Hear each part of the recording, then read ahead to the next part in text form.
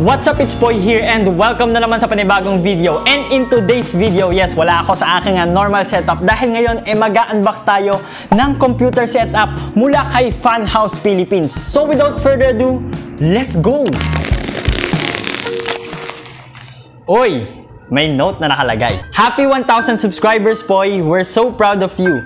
Don't forget to keep it balanced and to still study well. We're praying for your bright future. Love, Mama, Papa, and Kuya. So, thank you sa inyo. Ito guys, sa kanyang gilid ng box, may nakadikit sa kanyang pink na resibo. Importante yan guys para sa warranty nyo. Uy, may pa-voucher pa sila. So, pag nirate mo daw sila ng 5 star, may 100 pesos off ka.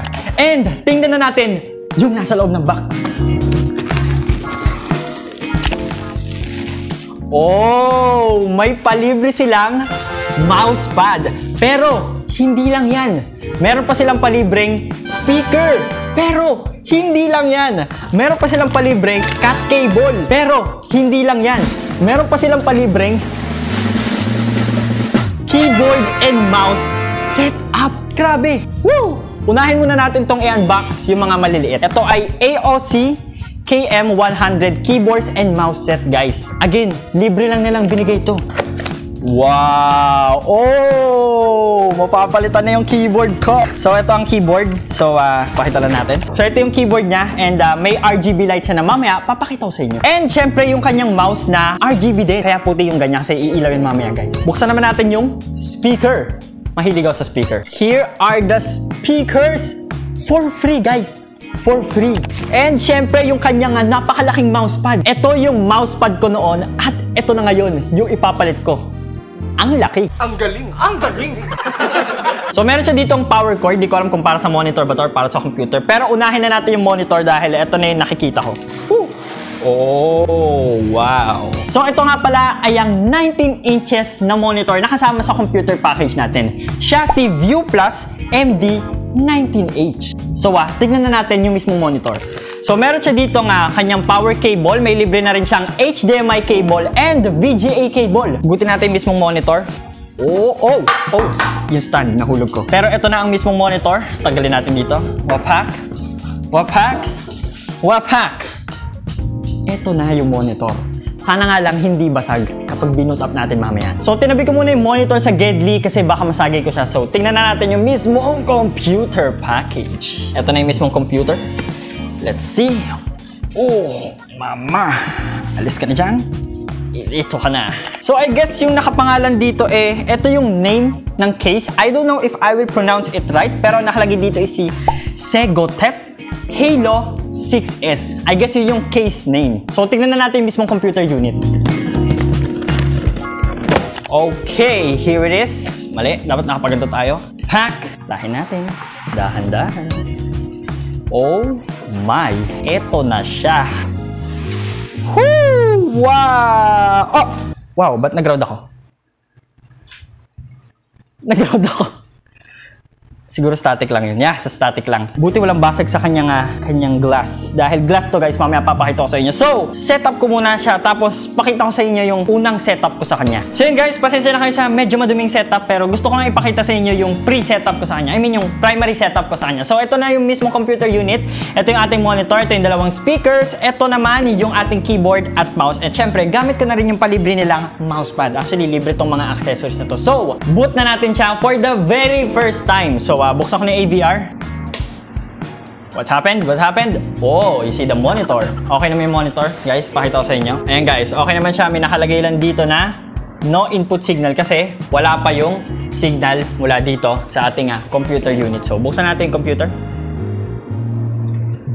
Oh, Mamma Mia! Wow! Would you look at that? Look at that. Oh, it's opaque. It's not transparent completely. Pero, woo! Mama, look at that. Look at that. RGB fans. Lakas maka-gaming ng dating, no? So, ito na. Ayan, nakikita na natin na umaandar na siya. And, try muna natin siyang i-open hanggang dun sa kanyang main screen. Habang siya ay nagbo-boot, papakita ko na sa inyo ng detailed itong keyboard. Ito ang itsura ng kanyang keyboard. As you can see there, yeah, may RGB lighting siya. Yan. At ito naman yung mouse, syempre RGB. You got there our computer unit. na may RGB fans na tatlo. 1, 2, 3. And nag-boot na siya, ladies and gentlemen. Try nating magbukas ng browser tapos patugtog tayo, pakinggan natin yung speaker.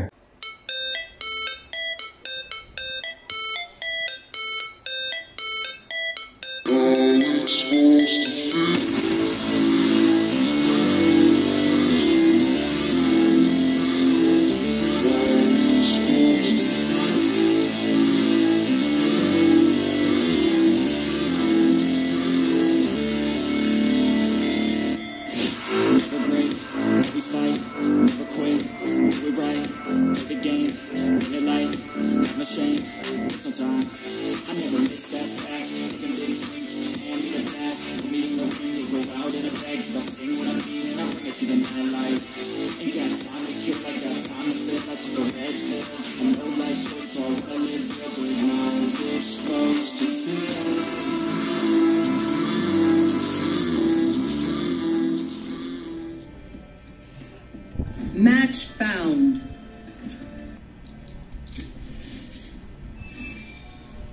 I am both shield and sword. Have you thought about my offer?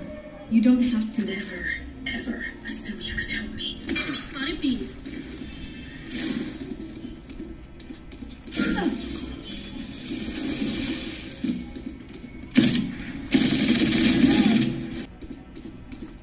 One enemy remaining.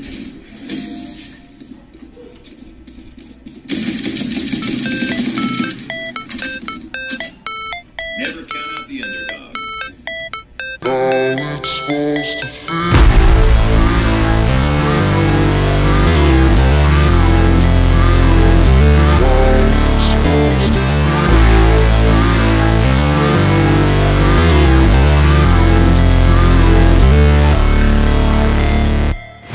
Never break, always fight, never quit, do it right, play the game, win it life, have no shame, there's no time.